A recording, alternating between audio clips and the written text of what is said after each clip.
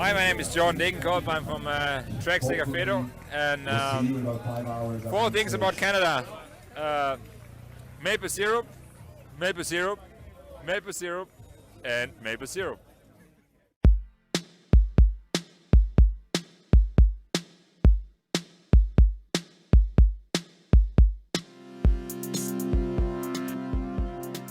One Wanma said, "Do it for your family," and I was starting to die. I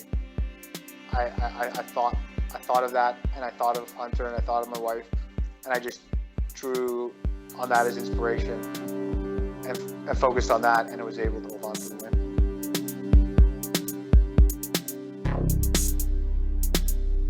Hello, welcome to the first episode of the Canadian Cycling Magazine podcast. I'm Matthew Pioro, editor of the magazine website and now of this podcast. Just like the magazine and the website, we're excited to bring you great cycling stories from across the country and around the world. We'll talk to pros, we'll talk gear, we'll talk riding, we'll talk training. It'll be bikes, and bikes, but with a Canadian twist, eh? Let's look ahead to what we have in this episode. Canadian road cycling superstar Michael Woods opens up about his emotional victory on one of the toughest stages of the Vuelta a España.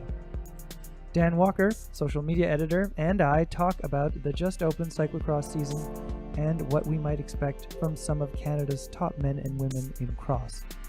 And James Piccoli, a rider for the UCI Continental team Elevate-KHS, takes us on his favorite ride up into Montreal Park, right in downtown Montreal.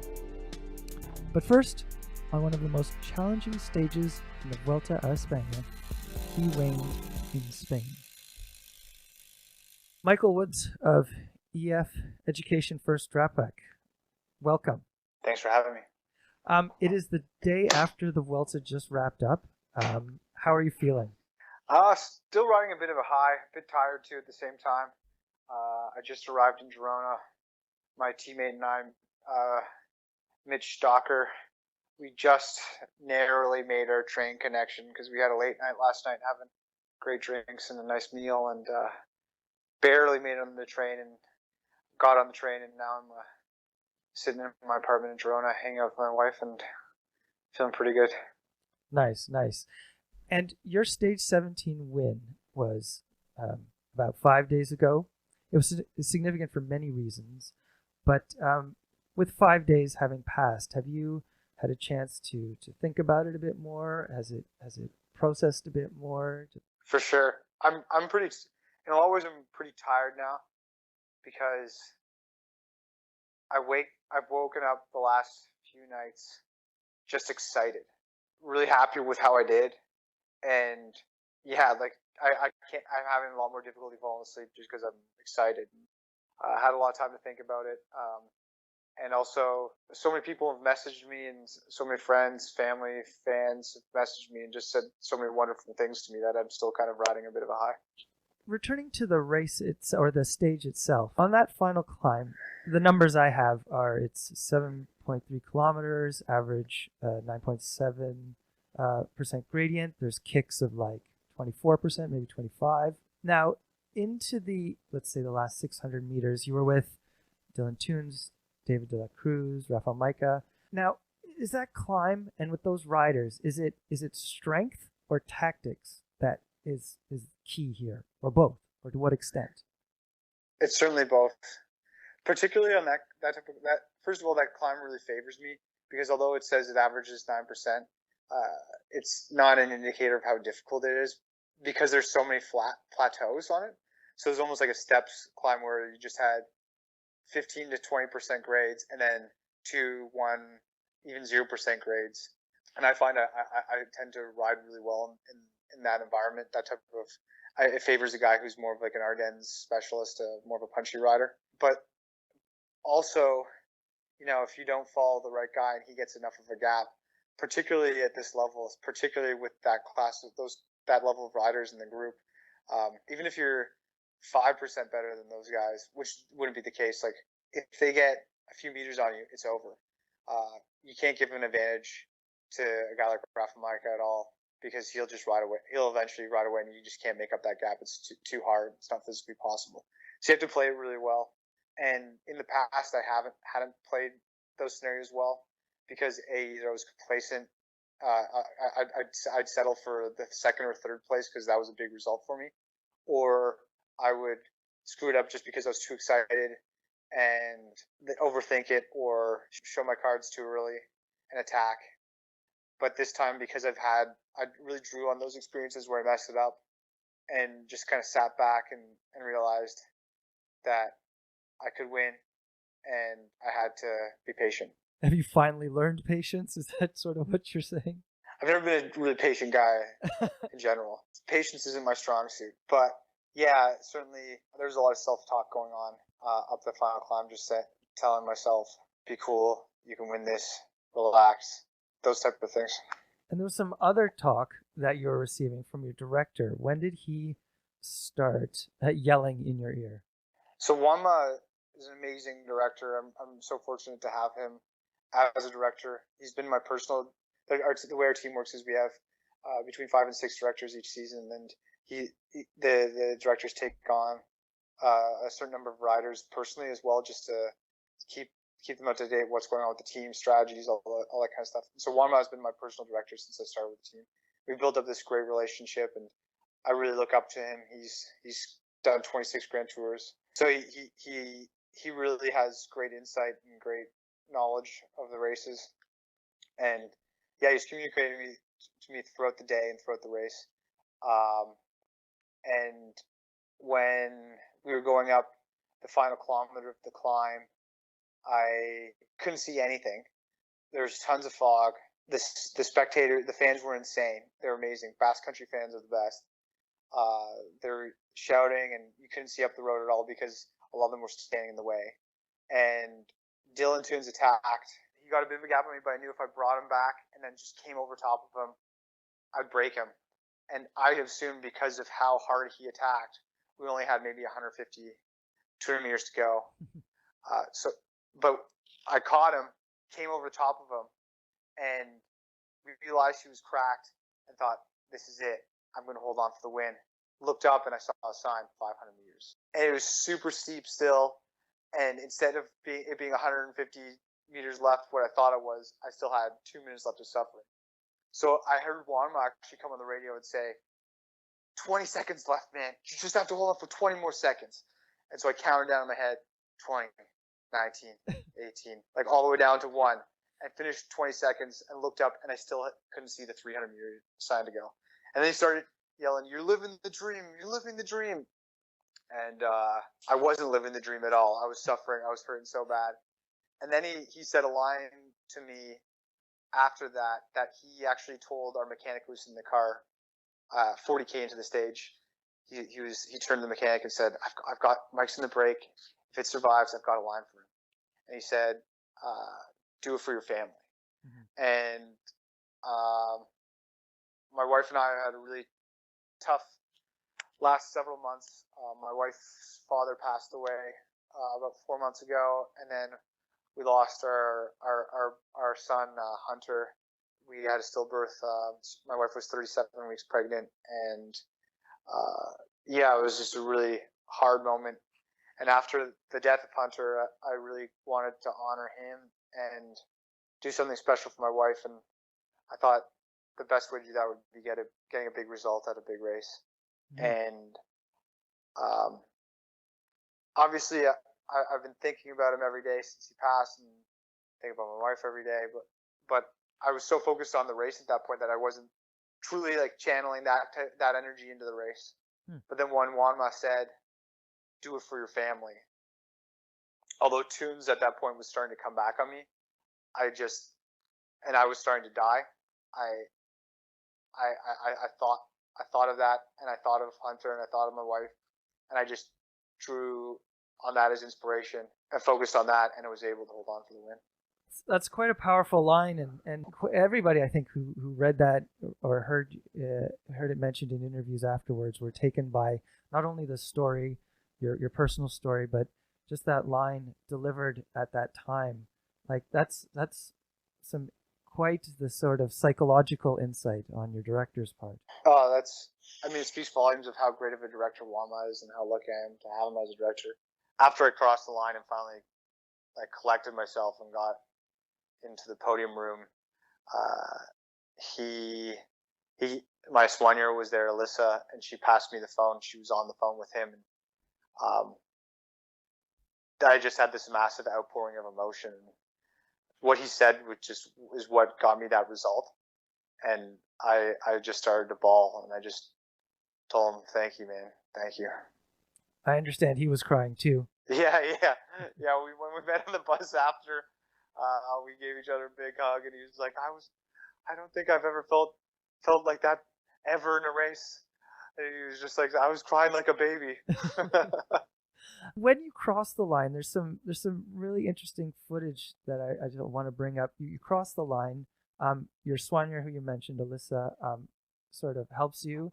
You put your head down on your bars, your handlebar. Your face is buried, and we can hear you gasping. What are you thinking right there at that moment? Are you trying to collect yourself? What's going on? So I think what Wama said to me drove me to a place where I don't think I've ever been in a bike race before.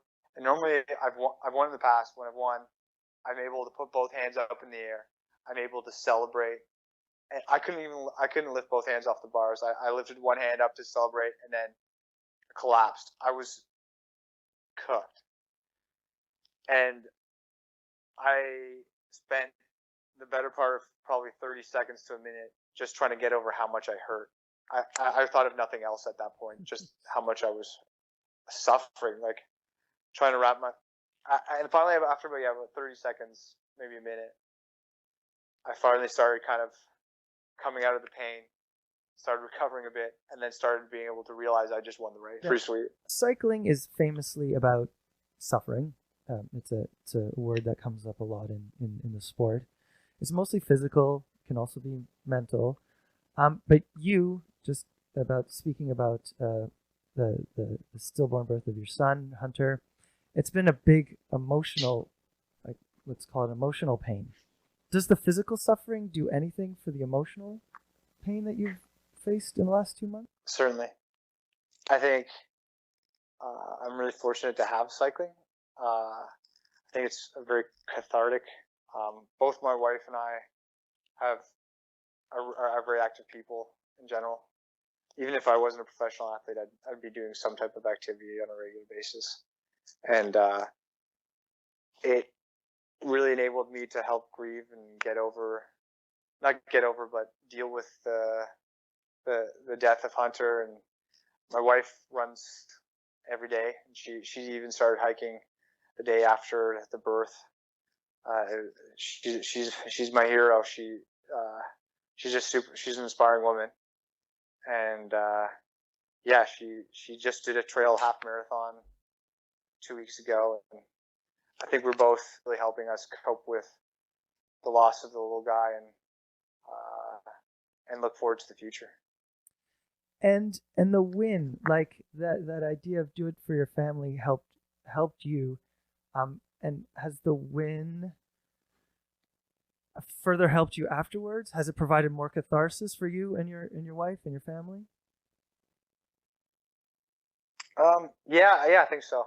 It's been, I think I didn't plan on saying anything about losing Hunter until Wama said those words to me over the radio. Do it for your family. And but that's what drove me to get to the finish line, and it's the reason why I said something in the post-race interview. And since then, it's really kind of I'm really happy I did say something, because both my wife and I really found we found a lot of help from people who had gone through similar situations, and we felt that it really helped us cope with the shock of first thinking you're going to have this beautiful baby boy to him being taken away from you.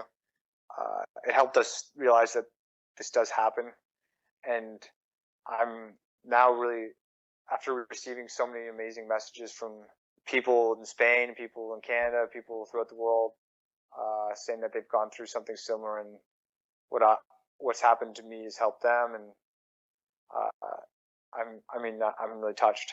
Next up for you is the World Championships, and in a way, it's sort of bringing the old band back together. And what I mean by that is your teammates will be Antoine Duchesne and Hugo Hull, who you rode with at Rio. And we have the addition of Rob Britton this year, or for this race. How do you think, what other similarities might there be with Rio and Innsbruck, not just the addition of Rob Britton? Well, Rio was a big disappointment for me, just because I really felt like it was a course that suited me, and I was really excited to perform well on that course and do something special. And I think, although I was lacking in experience at that point, I did have the ability to do a good result. However, I broke my femur at the Tour of Poland 3 weeks before, and I just wasn't the same rider at that race. And despite the incredible work that Antoine and Hugo did for me at that race, they did an exceptional job. I came into the third last climb. We discussed this pre-race, having me in great position for that third last climb, and I was sitting probably between fifth and 10th wheel going into that climb. Antoine and Hugo just did an exceptional job. I wasn't able to deliver. Whereas this year, I think the course may even be more challenging, if not as challenging as Rio. But I feel, obviously I don't have a broken femur, and I feel like I'm a more experienced rider. Like I mentioned, being able to draw on previous failures in that final kilometer on stage 17, I have a bigger array of experience that I can draw upon at this race. And I've done several races of this duration, of this level of difficulty, and now had some success. So I'm not going into something that I don't know. I'm going into something that's more familiar. And again, having Antoine and Hugo with such great World Tour experience, being such great, well-seasoned domestiques, I'm very excited to be a part of that team. Rob, I think, has really displayed he's a great climber over the past several years. He hasn't really proven himself in Europe yet. However, I think the way he rode in the breakaway at the Grand Prix in Montreal and Quebec, I think he can be really useful at this World Championships, especially if we can get him up the road. Michael Woods, thank you very much for your time. Thanks so much for having me.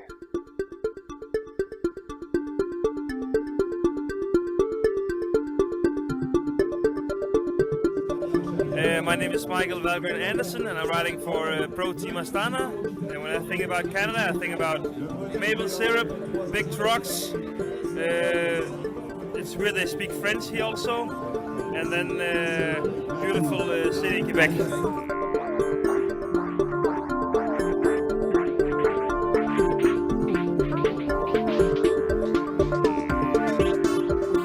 Dan Walker, Canadian Cycling Magazine social media editor. Hello, Matthew. You know what time it is? What time is it? It's time for a game I like to call Full Send, No Send. Full send, no send. You know how to play this? I have a sense. This is from all your mountain biking. Something like that. It's kind of like an adaptation of buy or sell. Okay. I'm going to throw out a statement. Yep. You're going to go full send or you're going to go no send. I got it. All right. Ellen Noble will win a World Cup this year. This sounds disparaging, but I don't think that's a full send. Is that a no send? Half send? I'm going to say no send. No send. I okay. think she hits the... I'm not going to extend this metaphor. I think it's a no send. I think she had a fabulous race at Waterloo, but I think the sludgy mud of Europe may not be her I agree. forte. I think that was her opportunity to win it. That's a course that's really great for her. American dry, dusty style cross courses. Jingle Cross might be that, but she was there. She had every chance to win, and I think it'll be a good lesson. But I think that was her time. Okay. Let me hit you with one. Wout van Aert will be plagued by his sponsorship woes, and it will be a deterrent to his success on the cross course. Wow, that was succinct, n'est-ce pas? That's Full a full send or send no- for me. That's a full send. Full send. So unpack that full send, please. Unpack that? Okay. There's a lot of logistical issues he's going to manage. That's what's all done by the team before. The guy's not very old, only 24. He is going to have to manage transportation, bikes, mechanics, all that.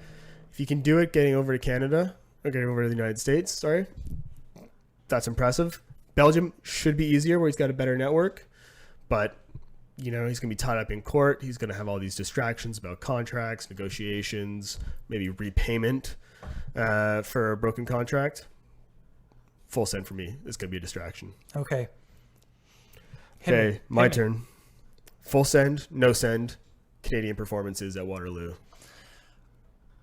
Oh, there's got to be a more nuanced version of full or no send. I mean, it's a bummer that Magali Rochette was a DNF, but I totally think it was a wise move if she had a health concern. Michael Vandenham, national champion, he did quite well at, I think he was 29th, but I don't know, he was coming out of a head cold. He had poison ivy.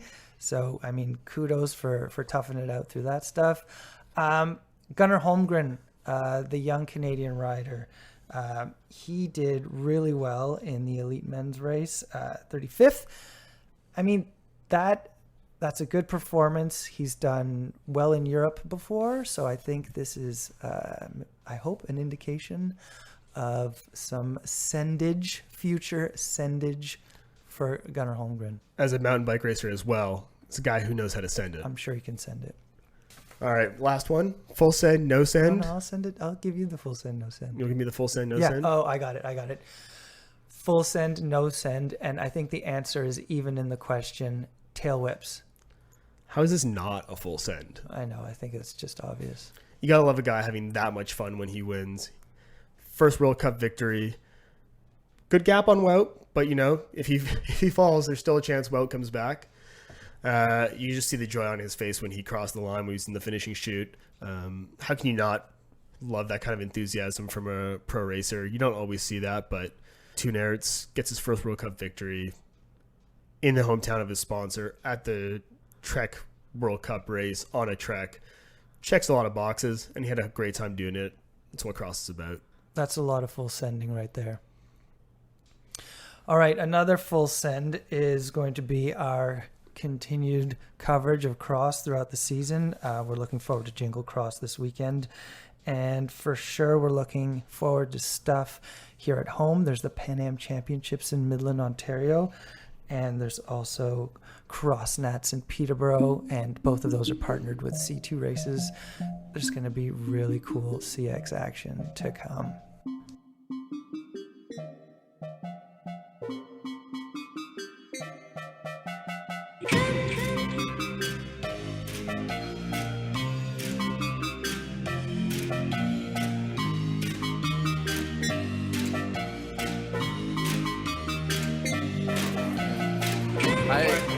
I'm Nathan Haas. I ride for Katusha Alpecin.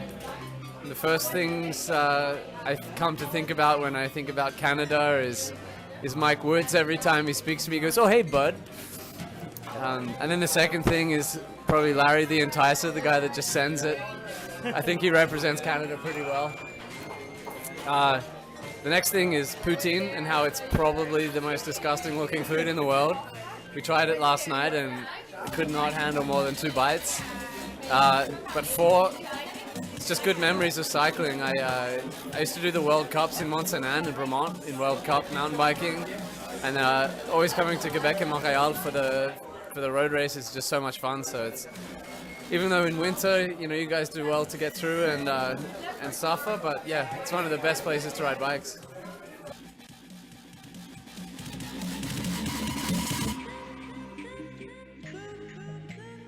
Hello, I'm Philippe Tremblay, web editor at Canadian Cycling Magazine.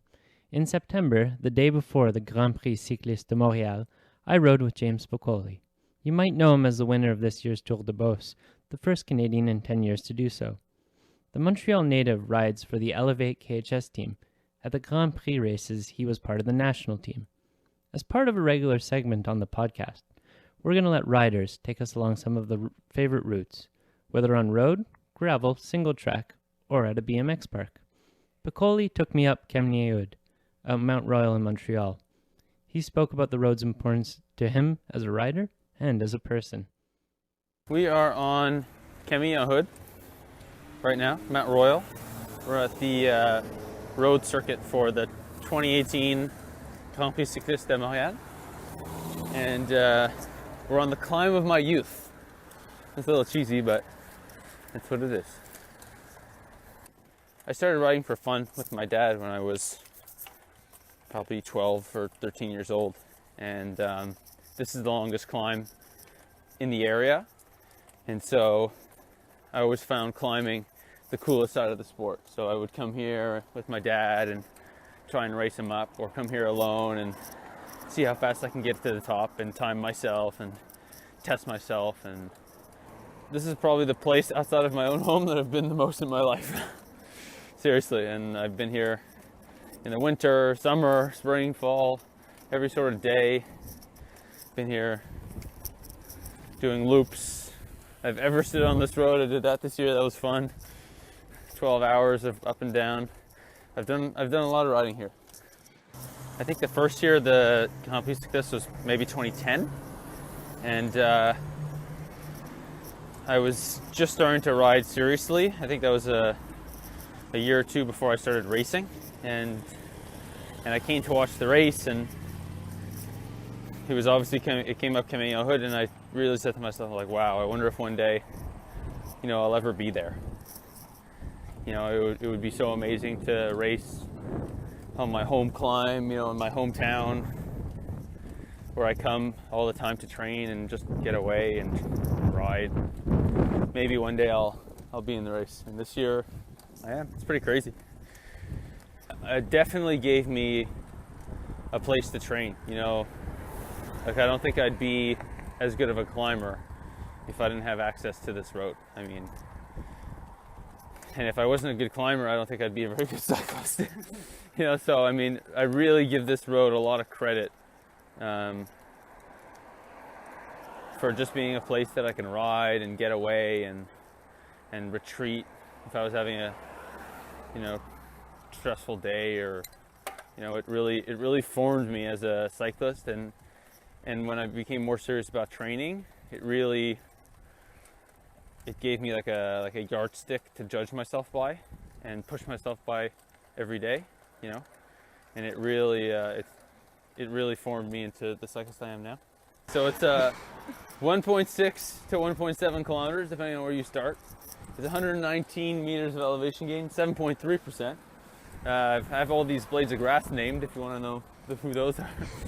But so the climb starts out at the bottom, steep pitch of maybe 200 to 300 meters, and then we have the false flat section that we're on now that I call the false flat. It's maybe 3 or 4%, and then the last kilometer is the most sustained, and it's around 8 or 9, and it's really where you make up the most time on the climb, because it's the steepest, steadiest part. You can see a K to go right there.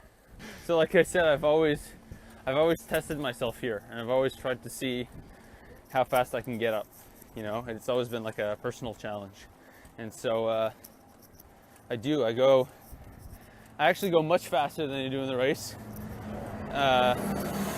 because I only have to do it once when I go hard. In the race, the guys know that it comes up 16 times, so you can only really go hard a time or two, So I don't by any means think I'm way better than all the climbers that come here, but I do get a good shot at it when I'm at home, and so that's where I can go faster. I think everyone has rides that they test themselves on, have like their own yardsticks. I don't know if anyone has ridden the same road as much as I've ridden here, especially in Europe where you have such a variety of climbs to do, but I think everyone has a similar sort of experience with cycling. They have whether it's a road or a ride or a group of friends. They have a source of comfort, that they're used to, and that means a lot in a cycling context. James Piccoli is a Montreal native and rider for the Elevate-KHS team.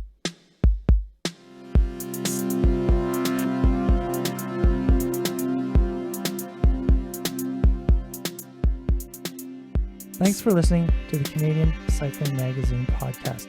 That was our first episode, and we have many more coming at you very soon. It was put together by Dan Walker, Philippe Tremblay, and me, Matthew Pioro.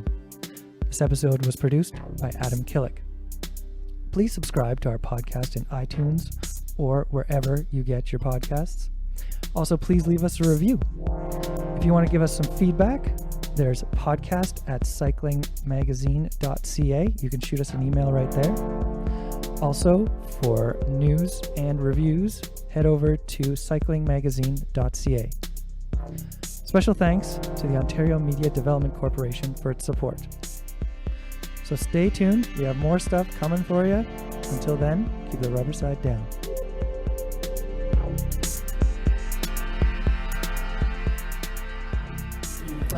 My name is Matej Mokoric. I ride for Team Bahrain Merida.